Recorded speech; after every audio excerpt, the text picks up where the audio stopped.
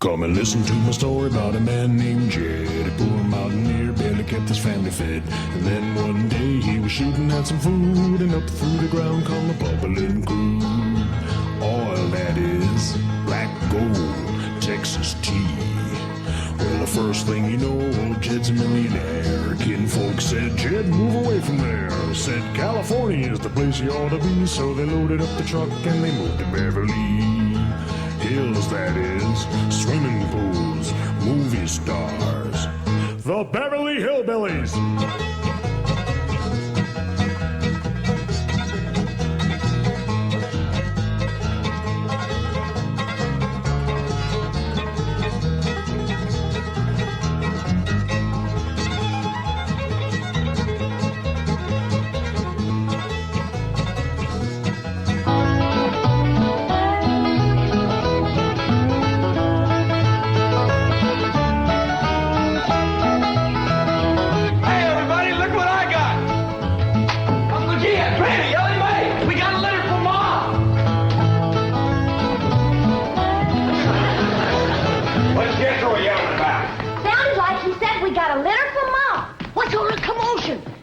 Says Jethro says Pearl sent us a litter. A litter of what? Did you hear what?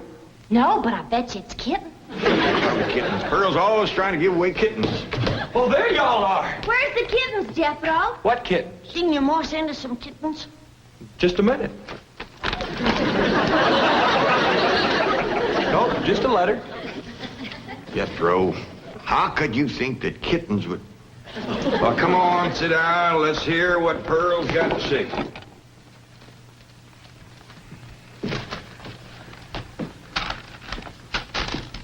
Dear son and kinfolk, I take pen in hand to say we are all fine back here. How are you all out there? Just fine, Pearl. That's right. Jethro, I hope you are making good marks in school out there. Ma thinks I'm going to school. Are you in the 5th grade like you would be here? Doggy, Jethro, I clean forgot about putting you in school. We're going to have to get you started today. Can I go too? Well, now, I think Miss Hathaway's got plans to put you in some girls' school. Can I go too? Jethro, I just said it was a girls' school. That's why I want to go. I like girls. I don't. Let's get finished with the letter. After that, we'll take care of school. Your sister, Jethrine, had a narrow escape. A city dude tried to take advantage of her. What does that mean, Paul? Well, that's, well, Granny will explain that to you later. Tell us more about the city dude, Jethro. His name is Jasper Heath. Jasper Heath? That's a funny name. Oh, there's a dot in there. His name is Jasper. He wears patent leather shoes and spats on them. Don't sound too neat, does he? He seen your sister at the cabin when I went there to keep an eye on it for Cousin Jed. I know what Pearl went there to keep an eye on. Mr. Brewster. Well, now, Granny, Pearl's a widow woman. She got a right to look. I ain't knocking it. I got my eyes open myself. At first, I thought the city dude worked for Mr. Brewster, so I drove back out to the cabin to give him a piece of my mind. I could put a bug in that Mr. Brewster's ear. Look out for feathers. Feathers? The more Pearl has her eye on a man, the more feathers she sticks in her hat. That's right. 3 and 8 came in flowing 2,000 barrels a day. And it looks like the new strike's going to be even better. There's no doubt about it. This is one of the richest pools we've ever hit. Yep, everything from here is good news.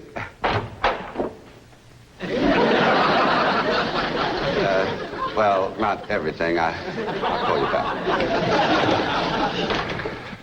Mrs. Bodine, this is a pleasant surprise. Well, thank you. Although you might not think it's so pleasant when you hear what I have to say. Oh? One of them oil fellas working for you has made advances to my daughter. Made advances? Well, what would you call being picked up and carried off by brute force? Well, I'd call that making advances. What's his name? Jasper Depew. Jasper Depew. I ain't seen him myself, but from what Jethro tells me, he's a pretty slick article. Well.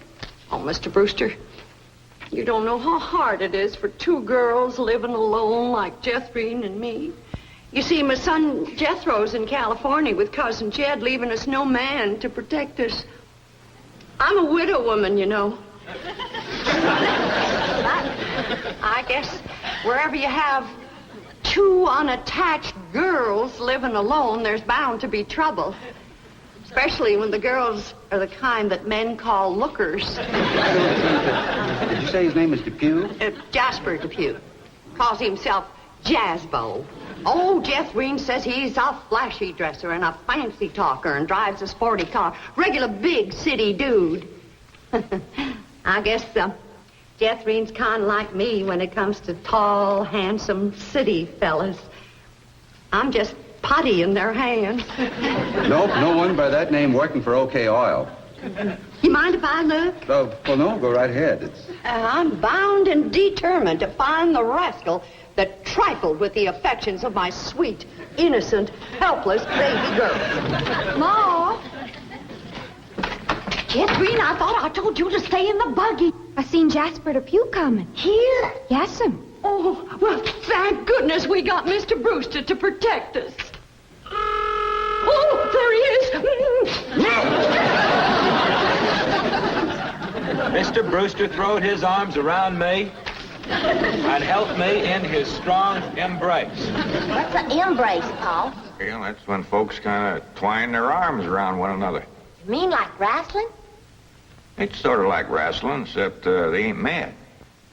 It's like wrestling for fun. Yeah, I reckon you could see that. Go on, Jethro. Then we heard a knock on the door, and we knowed it was Jasper He. Better look for that dot again. Oh, yeah. We knowed it was Jasper. He was there to get Jethrine. Her beauty had set his heart to burning with flaming desire. What's flaming desire, Paul? Well, Granny will explain that to you later. Well, I'll try. But you're sure counting a heap on my memory.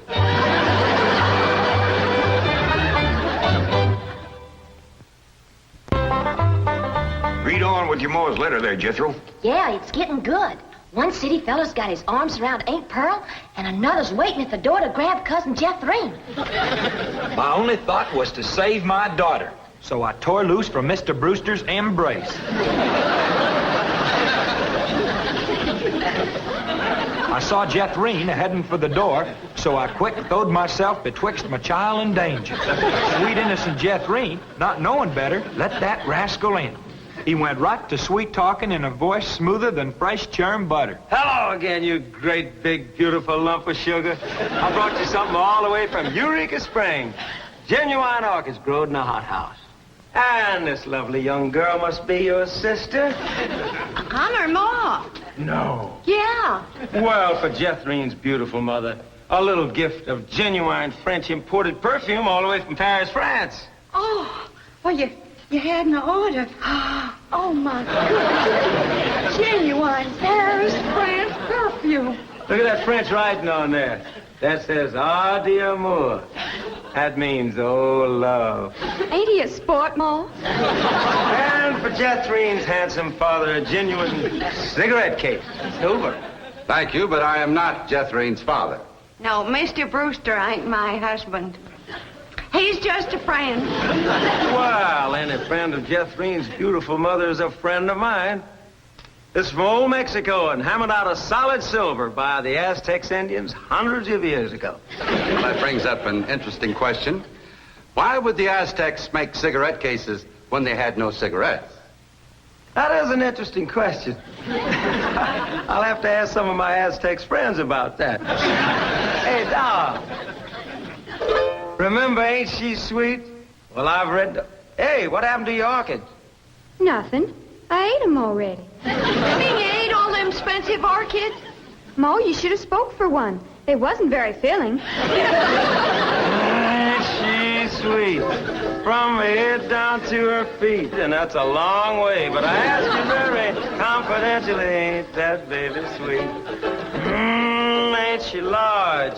But she gives me such a charge. I ask you very confidentially, ain't that baby large? She stretches out in all directions. I'm in a shout. Lordy, that's perfection. Are you with me? Ain't she keen? Well, that's the most I've ever seen. And I'm here to tell you I'm her ding-dong daddy, and she's my queen. And she is king size, my Jethrine. Lots of mama, my Jethrine. She carries me away.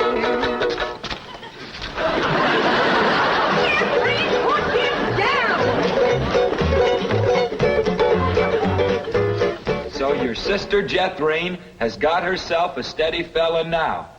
He says he is going to ask for her hand someday. I hope he will take the rest of her, too. Ha ha. Give my love to all and be a good boy. I am going out now to mail this letter and get some more feathers for my hat.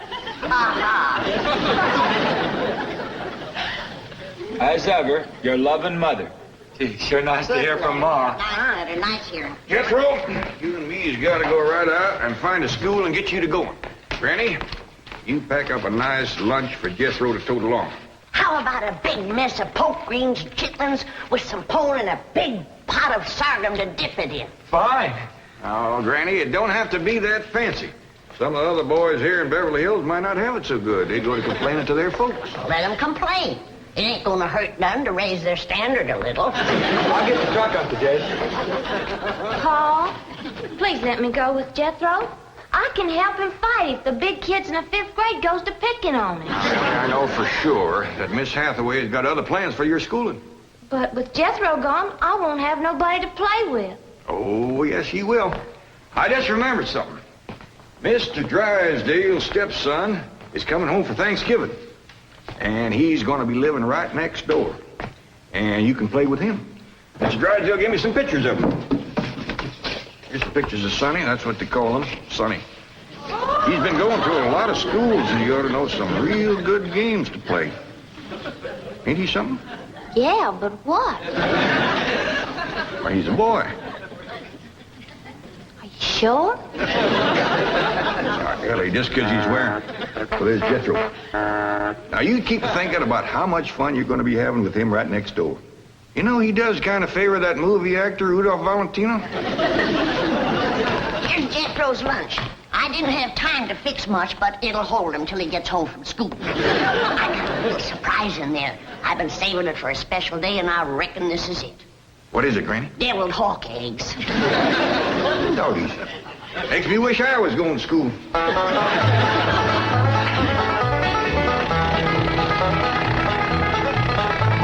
School, all right.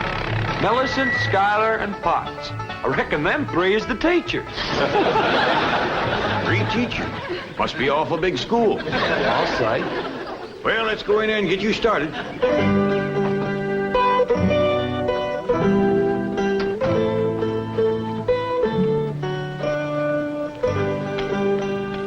There you are.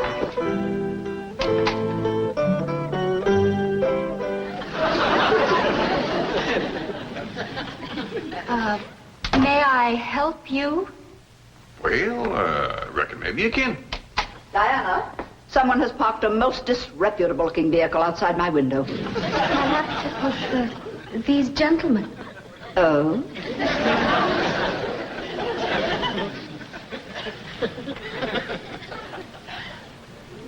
Yes? What is it you wish? Well, I'd like to get my nephew started into school. Here? Yeah, here's all right if you got room for a desk and his lunch basket. My dear man, this is a most exclusive private school. The tuition is quite expensive. Well beyond your means, I'm sure. Does that mean it costs a lot of money? That is precisely what it means. Well, I can pay you if it ain't over $25 million. 25 million? Yes, ma'am, that's all I got. Dollars? Yes, ma'am. In cash. Yes, ma'am. This is obviously a practical joke perpetrated by one of my envious competitors. What is your name? Jed Clampett, ma'am, and this here's... And you expect me to believe that you have $25 million? Well, no, not on me, ma'am, but my neighbor, Mr. Drysdale, he's keeping it in his bank for me.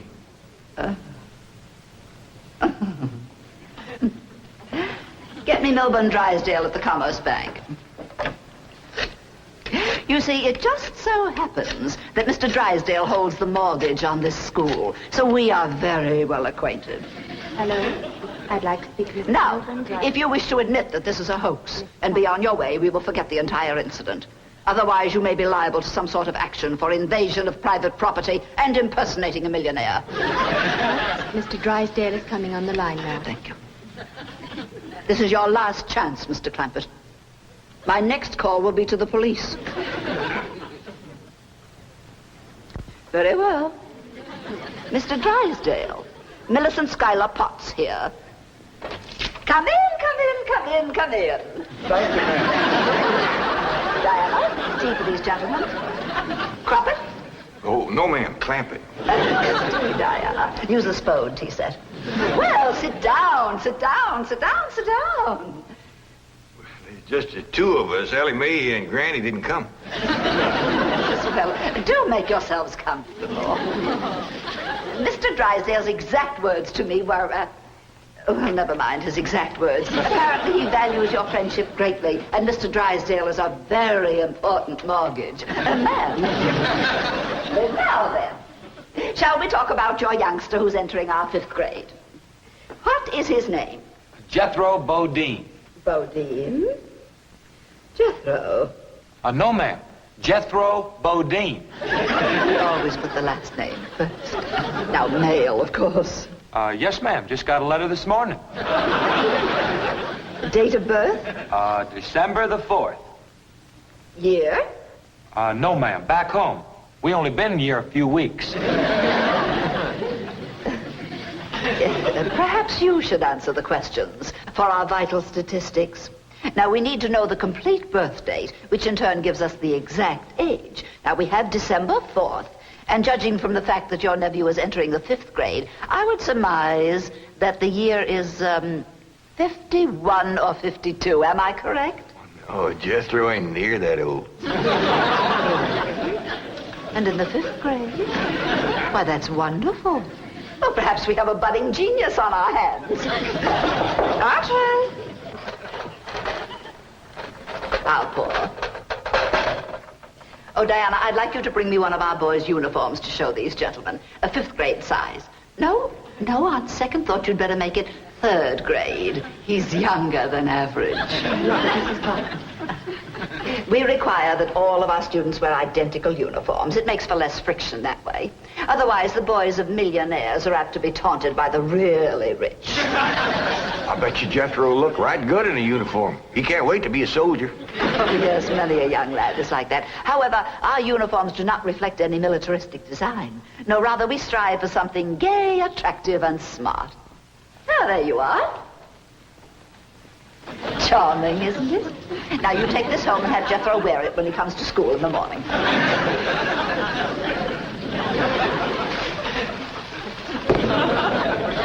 Wear this?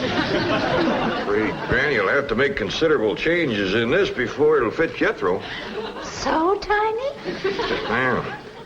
And in the 5th grade? The boy must be a genius. Well, you may be very sure that we will bring him out. If he wears this, he'll bust out. Now then, how do you gentlemen like your tea? We don't know, ma'am. We ain't tasted it yet. Oh, you are the fun-loving one, aren't you? Yes, ma'am.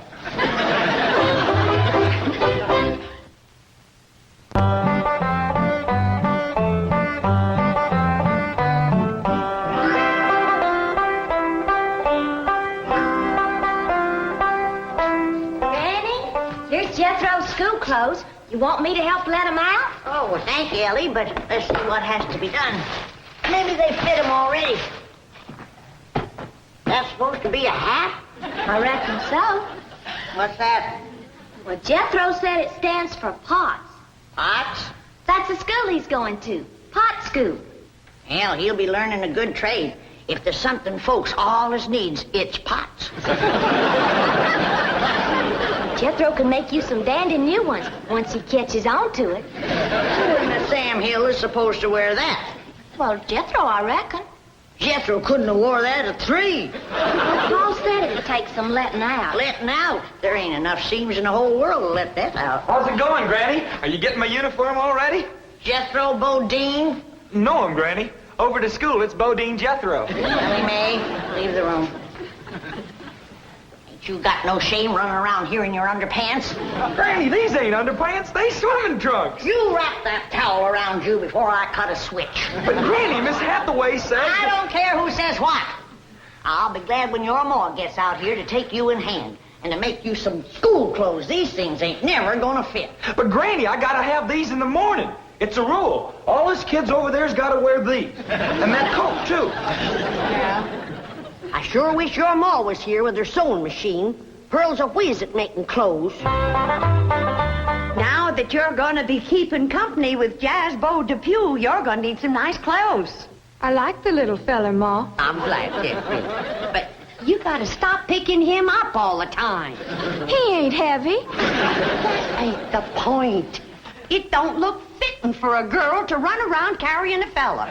All right. I won't pick him up anymore. Till we get married. Why would you pick him up then? To carry him over the threshold. You ain't supposed to carry him. He's supposed to carry...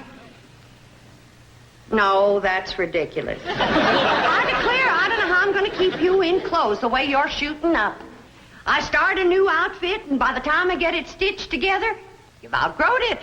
My new shoes is already too tight for my feet. Oh, them feet. If they get any bigger, you're going to have to go outside to turn around. My feet ain't as big as Jethro's. Well, of course not. He's a boy. Just think, your brother Jethro's going to school in Beverly Hills, California. Yeah. I'm homesick for to see him, Ma.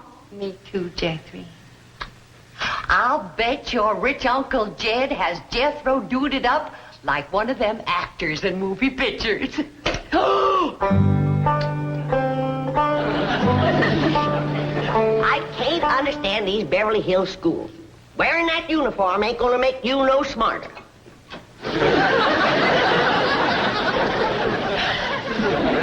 Miss Potts said I had to wear it this morning. And she's the boss teacher.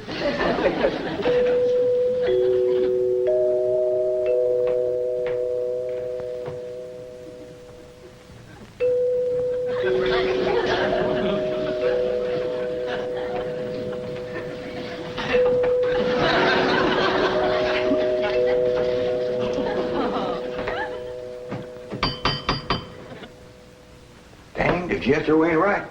Every time that music plays, somebody comes to the door. Morning! Good morning! Surprise! Surprise! Good morning, Miss Potts. I decided to come by and drive our diminutive genius to school myself.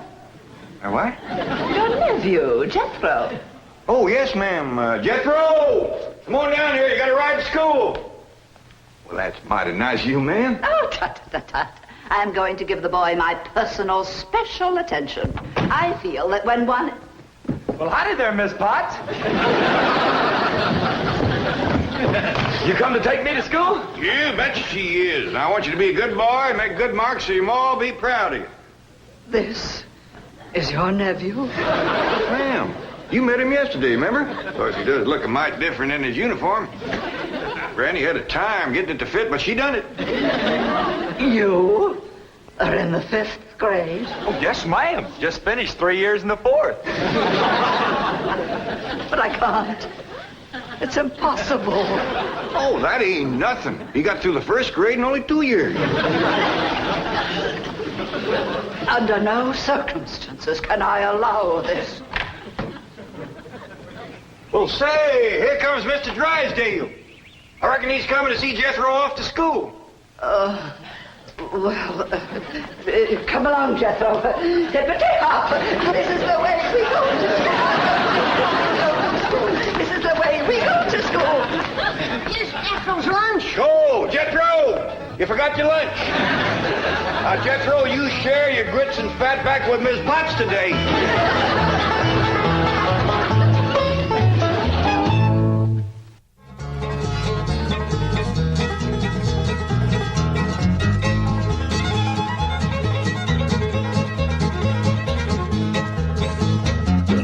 Time to say goodbye to Jed and all his kin. They would like to thank you folks for kindly dropping in.